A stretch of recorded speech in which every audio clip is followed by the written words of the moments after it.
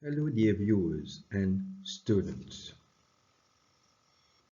Welcome to another lesson in accounting.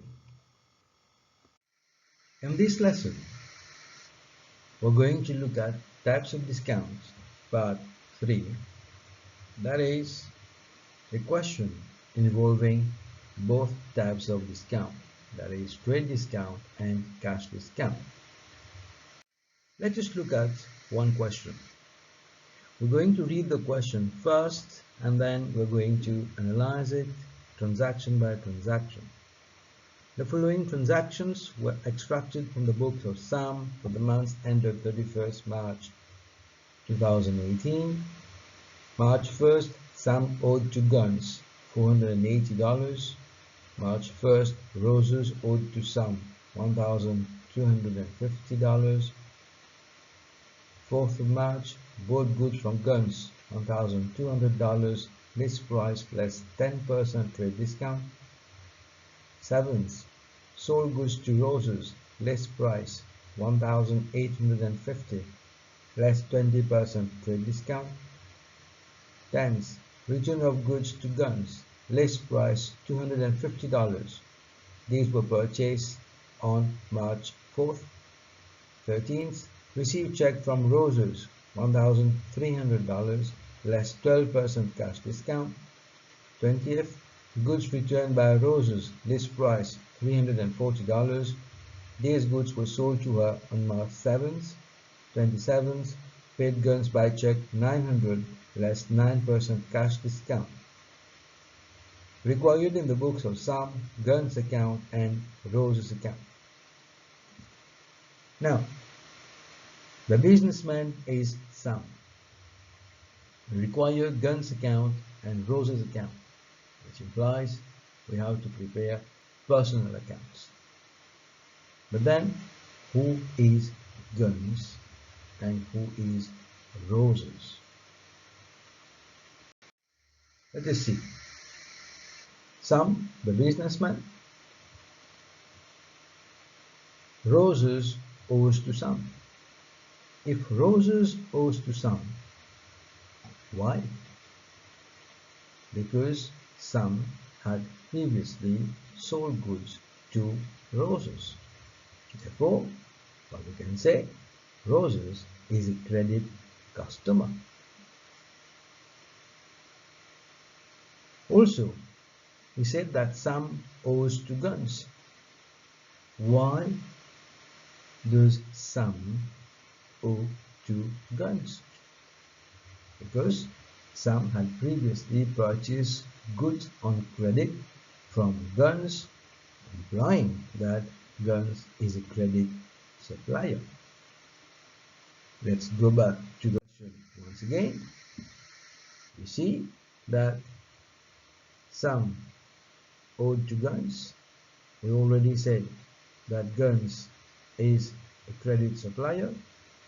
Roses owed to Sam, that Sam, we already mentioned that Sam is a credit customer, and we see that we've got transactions involving Guns on the 4th, on the 10th, and on the 27th. Whereas transaction involving Roses we've got on the 7th, apart from the 1st. Also we've got on the 13th and the 20th. Since we've got a credit customer and a credit supplier, both accounts will be recorded in the specific ledgers. That is, the credit customer account is recorded in the receivables or sales ledger, whereas the credit supplier account is recorded in the payables or purchases ledger. Let us try to categorize the transactions according to the type of person with whom Sam is dealing first. Let us say we record the accounts of Guns first. So, if we remove the other transactions, involving roses, we are left with these transactions where guns are involved. So on the first, Sam owed to Guns, bought goods from Guns, list price 1,200 less 10% trade discount, which implies if we minus the trade discount, the amount of purchases will be something different. We're going to see later on. Return of goods to Guns, list price 250. These were purchased on March 4th, and on March 4th there was a trade discount of 10% already. Paid Guns by check 900 less 9% cash discount, again which we're going to show the calculation. Let us see Guns account in the books of Sam. We said that Guns is a credit supplier, and credit supplier will have credit balance in the ledger, which is also the purchasers ledger or the payables ledger. March 1st, Sam owed to Guns $480. So on credit side, March 1st, balance brought down 480. On March 4th, bought goods from Guns, list price 1,200 less 10% trade discount. We already know that whether goods are purchased with cash or on credit, the purchaser's account has always to be debited. Therefore, the credit entry here will be the account of the supplier, that is Guns account, purchases 1,200 minus the 10% trade discount, it gives $1,080 only. Once again, we do not record the trade discount and we do not record the list price. We record only the net amount. March 10th, returns of goods to Guns, list price 250. These were purchased on March 4th. Still remember that there was a trade discount on March 4th.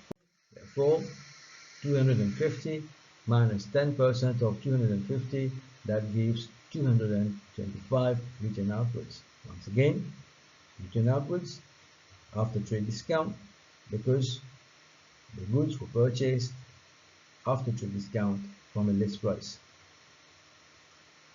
Paid Guns by check 900 less 9% cash discount.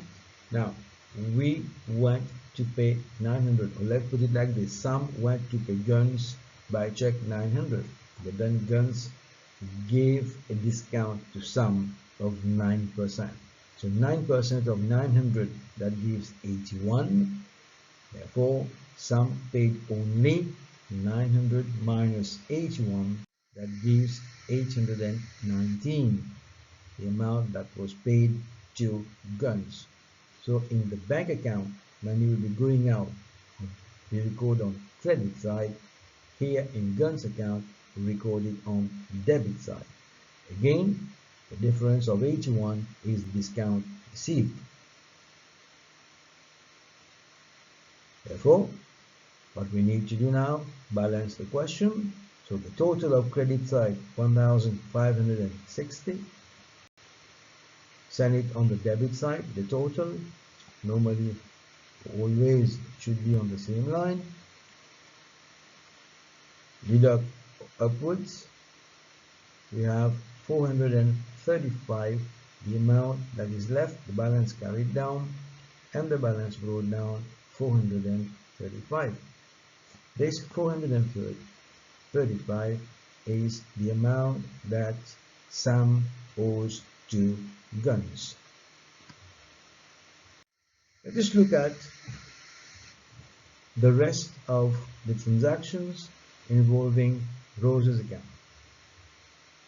So we see that Roses owed to Sam, sold goods to Roses, list price less trade discount, received check less cash discount, goods were returned at list price, and these goods were sold on March 7th, whereby there was already a trade discount of 20%.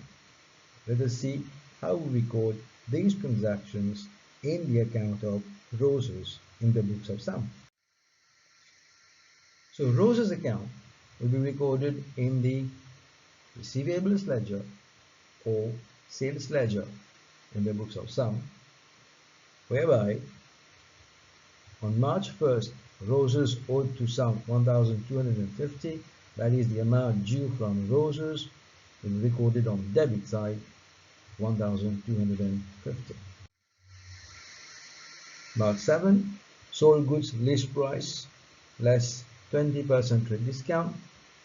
We take the sales, we take the amount of the list price 1,850 minus the 20% trade discount, that gives 1,480.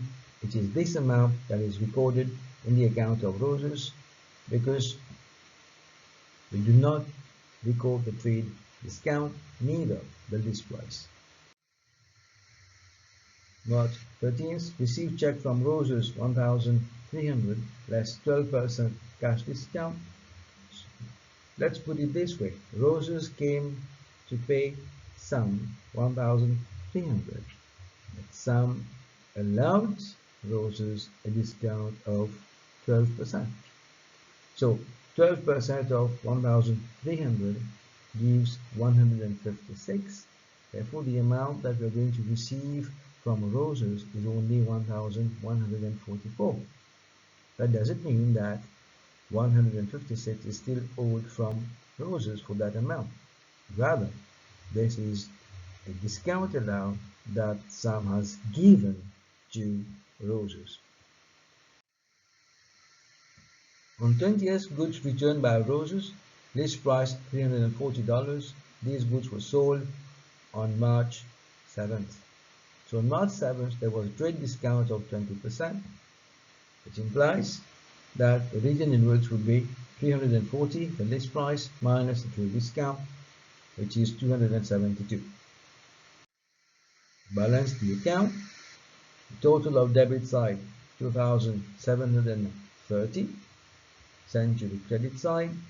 Go upwards. Deduct. On 31st, the last date of the month, balance carried down. The amount will be 1,158. Balance brought down on 1st April, 1,158. It is this amount that is still owed to roses, that is some still owed to roses at the end of March, which implies at the beginning of April. Now, what are the things to remember when dealing with these type of questions?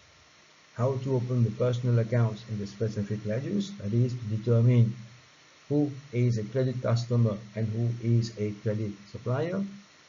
Do not forget, credit customers account recorded in the receivables or sales ledger, whereas credit suppliers accounts to be recorded in the purchases ledger or payables ledger. Recording of cash discounts in the books, calculation of the cash discounts, calculation of the amount received and paid after cash discounts, and also calculating balances in the personal accounts in the specific ledgers at the end of the certain period. I hope that you've enjoyed this lesson. Until then, thank you for your attention.